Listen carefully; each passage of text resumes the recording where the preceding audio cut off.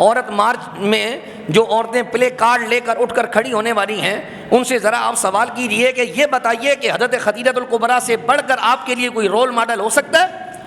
لا الہ الا اللہ محمد رسول اللہ کی صدا لگانے کے بعد کیا حضور کی زوجہ جو کائنات کے تمام مومنوں کی ماں ہے، کیا اس سے بڑھ کر کسی کی ذات رول ماڈل ہو سکتی ہے؟ کیا ان کی جو صاحبزادی ہیں حضرت سیدہ کائنات حضرت فاطمہ الزہرا رضی اللہ تعالیٰ عنہا، کیا ان کی ذات سے بڑھ کر کسی کے لیے کوئی خاتون رول ماڈل ہو سکتی ہے جس کو میرے محبوب فرمائے کہ اے فاطمہ تو تمام عالم کی عورتوں کی سردار ہے؟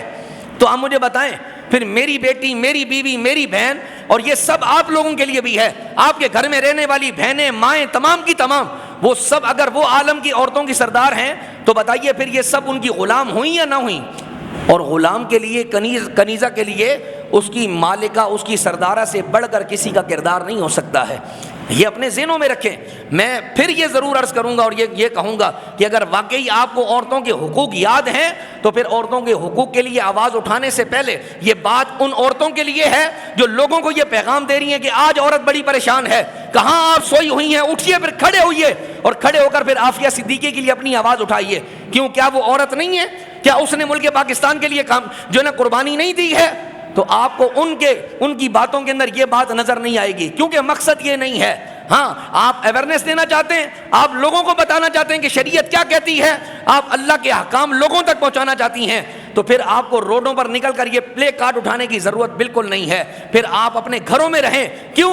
کیونکہ آپ کا پروردگار عورتوں کو گھر میں رہنے کا حکم دیتا ہے۔ وہ یہ فرماتا ہے عورتیں اپنے گھروں میں رکی رہیں۔ مردوں کو حکم دیا گیا ہے کہ یہ عورتیں تمہاری کفیل ہیں، تم جو ہے ان کے ماتحت نہیں بلکہ وہ تمہاری ماتحت ہیں، اور نکلو اور ان کے لیے کماؤ۔ ہاں، اور پھر مرد کو یہ کہا کہ تم جاؤ گے، حلال کماؤ گے، محنت کرو گے، مشقت کرو گے، پسینہ بہاؤ گے، اور پھر لا کر کے تم اپنی تمام ضرورتوں کو بالائے طاق رکھ دو گے، اور پھر وہی رقم تم اس عورت پر خرچ کر دو گے، اس کی اولاد پر خرچ کر دو گے، تو یاد رکھنا پروردگار عالم تمہارے اس عمل کو کبھی رائے گاہ جانے نہیں دے گا۔ حتیٰ کہ کماؤ گے تم، خرچ بھی تم کرو گے، اپنی اولاد پر کرو گے اور اپنی زوجہ پر کرو گے، اور پروردگار عالم کی بارگاہ سے تمہیں ہمیشہ صدقہ کرنے کا ثواب ادا کیا جاتا رہے گا۔